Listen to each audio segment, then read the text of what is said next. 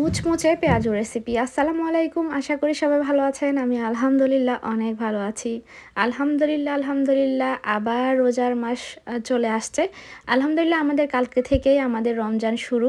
তো রমজান মানেই তো বেশি বেশি করে ইবাদত করা। তো সবাই সবার জন্য দোয়া করব যেন আমরা খুব বেশি বেশি ইবাদত করে এই মাসটা সুন্দরভাবে সবাই কাটাতে পারি। তো রোজার মধ্যে তো ইফতার একটা মেইন তো আমরা ইফতারে যে যাই করি না কেন পেঁয়াজুটা কিন্তু থাকবেই মাস্ট। তো সেই পেঁয়াজের জন্য কি কি লাগবে এখানে আমি সেটা শেয়ার করব। তো আমি ডালটা শুধুমাত্র আধা ঘন্টা ভিজিয়ে রেখেছি, আধা ঘন্টার বেশি 1 মিনিটও ভিজাইনি। এখন বলতে পারেন অনেকে আধা ঘন্টা, আমরা তো 4-5 ঘন্টা ভিজাই। আসলে কোনো দরকার মুচমুচা পেঁয়াজু যদি আপনি পেতে চান তাহলে ডালটা আধা ঘন্টা থেকে 1 ঘন্টার বেশি ভিজাবেন না, তাহলে কিন্তু ডালটা খুব বেশি মুচমুচা হয়। আর আমি এখানে দেখুন হ্যান্ড ব্লেন্ড দিয়ে আমি ব্লেন্ড করে নিয়েছি, আপনার পাটায় বাটতে পারেন। তবে এটা একদম আমি হাতে নিয়ে দেখেছেন একদম ফিনিশিং করা যাবে না, একটু আধা ভাঙ্গা করতে হবে। আর পানিটা একদম ভালো করে ঝরিয়ে নেবেন প্রথমেই। তো এর মধ্যে আমি কিন্তু বেশি করে পেঁয়াজ দিয়ে দিয়েছি, স্বাদ মতো লবণ, কাঁচামরিচ, একটু সামান্য 1 চিমটি হলুদ, একটু জিরার গুঁড়া আর একটু মরিচের গুঁড়া।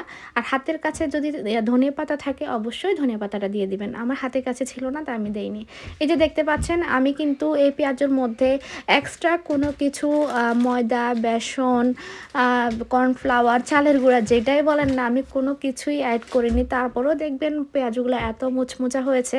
আপনি যদি এর মধ্যে বেসন দেন, হয়তো অনেকের এটা দিলে ছুটে যায়। তো কেন ছুটে যায় সেটাও, যে আপনি হয়তো ব্লেন্ডারটা ঠিক হয় না বা পানির পরিমাণটা বেশি হয়ে যায় সেজন্য।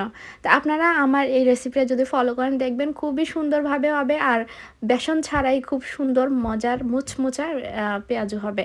বেসন দিলে কিন্তু আপনি পেঁয়াজুর যে স্বাদটা ওইটা কিন্তু পাবেন না। হ্যাঁ, ঠিক আছে মজা লাগবে, কিন্তু আসল যে স্বাদ সেটা পাবেন না।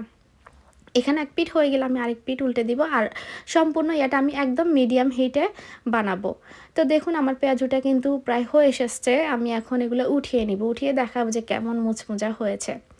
তো আশা করি আমার আজকের ভিডিওটা আপনাদের ভালো লাগবে। ভালো লাগলে অবশ্যই একটা লাইক দিয়ে দিবেন, কমেন্ট করে জানাবেন কেমন লেগেছে। আর বেশি ভালো লেগে থাকলে আমার ভিডিওগুলো একটু শেয়ার করে দিবেন। সবাই ভালো থাকবেন, সুস্থ থাকবেন। আজকের মতো এই পর্যন্তই।